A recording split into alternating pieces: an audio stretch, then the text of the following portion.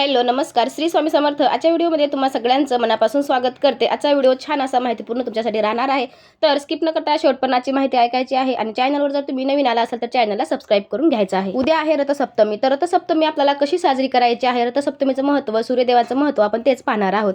तर रथसप्तमी हा सूर्यदेव यांचा सन्मान करणारा आपला हा दिवस आहे. त्या दिवशी आपल्याला त्यांचे सन्मान करून त्यांची पूजा वगैरे आपल्याला त्या दिवशी करायची असते, म्हणजेच उद्या आपल्याला करायची असते. जो विश्वांचे रक्षण करणारा भगवान विष्णू यांचे अवतार आहेत. माघ महिन्यातील जानेवारी ते फेब्रुवारी शुक्ल पक्षाच्या 7व्या दिवशी साजरा केला जाणारा हा आपला रथसप्तमीचा सण आहे. तर तो सूर्य जयंती, सूर्यदेवाचा दिव्य वाढदिवस म्हणून पण आपण साजरा त्या दिवशी करत असतो. हा शुभ दिवस सूर्याच्या स्वर्गीय रथाच्या ईशान्येकडील प्रवासाचे प्रतीक आहे. 7 तेजस्वी घोड्यांनी ओढलेला आणि अरुणाने सारथी म्हणून मार्गदर्शन केलेला सूर्यदेवाचा रथ जीवनाची ऊर्जा आपल्याला तेजस्वीपणा दर्शवून देत असतो. चांगले आरोग्य, चैतन्य, बुद्धी, संपत्ती आणि नकारात्मक ऊर्जेपासून संरक्षण आपले मिळत असते.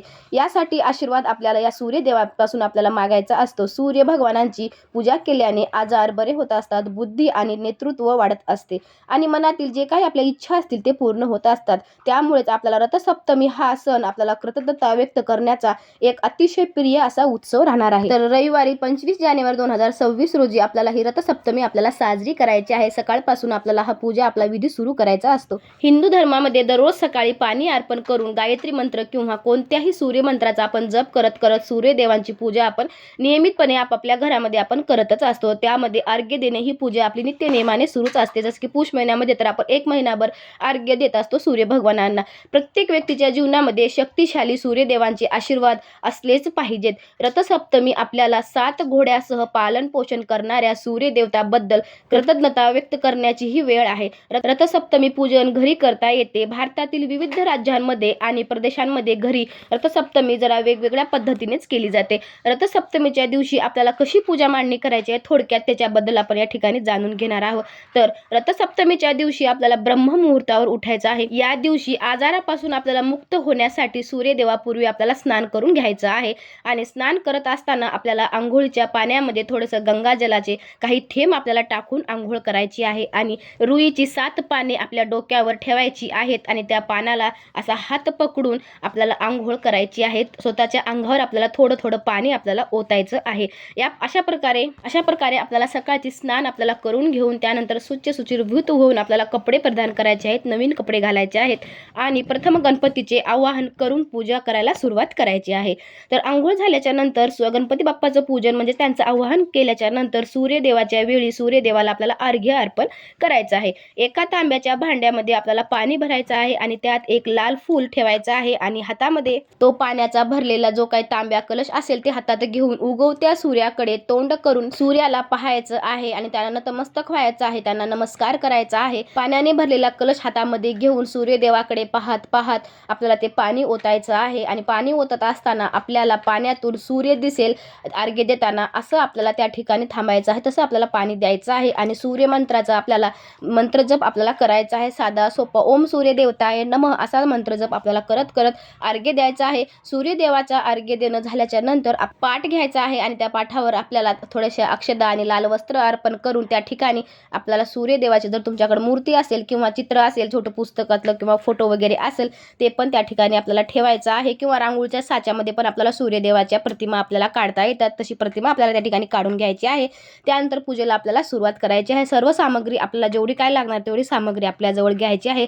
जसं की तुपाचा दिवा आपल्याला लावून घेऊन आपल्याला भगवान गणेशाची आपल्याला पूजा करून पुढील पूजेला आपल्याला सुरुवात करायची आहे. त्याच्यानंतर आपल्याला जे सूर्यदेवतांचे रथाचे जे 7 घोडे आहेत त्यांना पण हळद, कुंकू, अक्षदा, चंदन आपल्याला वाहून त्यांना लाल पुष्प वाहून त्यांचा पण आशीर्वाद घ्यायचा आहे. सूर्यदेवाला पण आपल्याला हळद, कुंकू, पुष्प, आपल्याला लाल चंदन अर्पण करायचं आहे आणि लाल फुले आपल्याला अर्पण करायची आहे. जशी जमेल तशी साधी यथाशक्ती तुम्हाला या ठिकाणी पूजा या ठिकाणी करून घ्यायची आहे. भगवान सूर्याला आपल्याला मनापासून प्रार्थना या ठिकाणी करायची आहे. आणि प्रसादामध्ये आपल्याला 5 प्रकारचे फळं जर भेटत असतील तर तुम्ही ठेवू शकता किंवा गूळ, नारळ आपल्याला जसं जमेल तसं तुम्हाला प्रसादामध्ये आपल्याला त्या ठिकाणी ठेवायचं आहे. आणि आपल्या घरातले सगळे सदस्य उपस्थित राहतील त्या प्रकारे आपल्याला आरती करून घ्यायची आहे. सूर्यदेवाला प्रसन्न करण्यासाठी लाल अक्षदा आपल्याला तयार करून ठेवून त्या अक्षदा आपल्याला अर्पण करून सूर्यदेवाच्या प्रतिमेवर आपल्याला फोटोवर अर्पण करून घ्यायचे आहेत. आणि सूर्यदेवाचा आपल्याला मंत्र या ठिकाणी म्हणायचा आहे किंवा गायत्री मंत्र म्हणत म्हणत तुम्ही ही पूजा आपल्याला संपन्न करून घ्यायची आहे. मुखामध्ये सदैव आपल्याला सूर्यदेवाचं नामस्मरण पूजा करत असताना आपल्याला घ्यायचं आहे. चांगल्या आरोग्यासाठी आपल्याला सूर्यमंत्र आपल्याला म्हणायचा आहे. तो कोणता मंत्र आहे तो मंत्र तुम्हाला मी वरी स्क्रीनवर लावून देणार आहे। खूप साध्या सोप्या पद्धतीने आपल्याला अगदी घरच्या घरी छान अशी सूर्यदेवाच्या पूर्वी आपल्याला सकाळी पहाटे 7-7:30 पर्यंत आपल्याला ही पूजा विधी संपन्न आपली करून घ्यायची आहे। जसं जमल तसं तुम्ही पूजा विधी करू शकता। फक्त भाव महत्त्वाचा असतो आणि आपण केलेली पूजा मनापासून करायची असते, तेवढंच खूप महत्त्वाचं असते। सूर्य हा सर्व प्राणीमात्राचा प्राणदाता आहे, त्याच्याचमुळे आपल्या घरामध्ये आपल्या शेतामध्ये त्यांच्या किरणापासून अन्नधान्य पिकत असते। वृक्षवेली वाढताना आपल्याला दिसत असतात। सूक्ष्म जीवाणूचा आपला नाश पण होत असतो, आरोग्य लाभत असते। म्हणून त्यांची कृतज्ञता व्यक्त करण्यासाठी आपल्या घरच्या घरी रथसप्तमीची छान अशी आपल्याला पूजा करायचीच आहे। पूजा झाल्याच्या नंतर आपल्याला स्तोत्र मंत्राचे पठण कोणते करायचे आहे ते मी तुम्हाला शेवटी सांगणार आहे। आरोग्य बुद्धीचे तेज वाढविताना आपल्याला हा सूर्यदेव खूप असा मदत करत असतो। सूर्य हा महान कर्मयोगी आहे, कर्मयोगाचा आदर्श आहे, प्रेरणा देणारा आहे, निरपेक्षपणे कर्तव्य करणारा आहे, उपकारदाता आहे। सूर्याचा हा गुण आपण शिकलाच पाहिजे।